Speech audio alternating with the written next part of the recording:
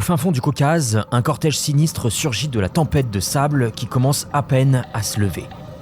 Un supplicié s'avance, prisonnier des fers du dieu boiteux, Héphaïstos, qui, lui, marche devant, portant un lourd marteau, des chaînes et d'énormes clous en fer.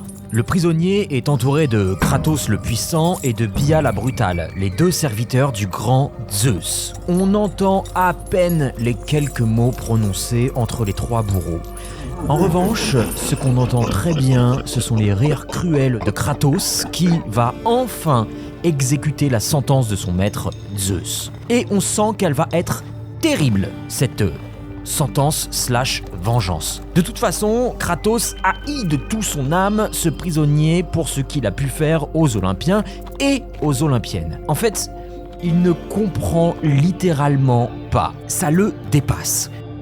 Comment comprendre un tel acharnement à vouloir protéger une race faible et inutile? Le cortège sinistre continue à marcher dans ce désert en silence. Ils arrivent alors à destination.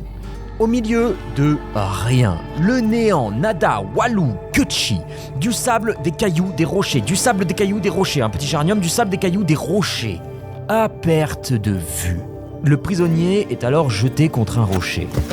Kratos et Bia se placent d'un côté et de l'autre du rocher, attrapent les poignets du prisonnier et hurlent goguenard à Héphaïstos de l'enchaîner.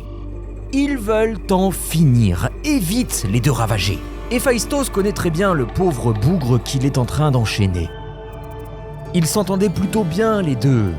La mission qui lui incombe alors est d'autant plus difficile. Faire prisonnier pour l'éternité un ami. Il est obligé d'exécuter, à contre-cœur, les ordres des deux immondes créatures qui l'accompagnent.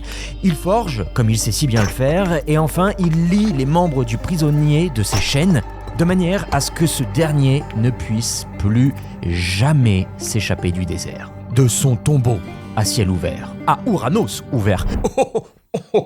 Les puissants bras du condamné sont liés à ce rocher et c'est au tour de ses pieds d'être fixés. Comme un homme sur sa croix.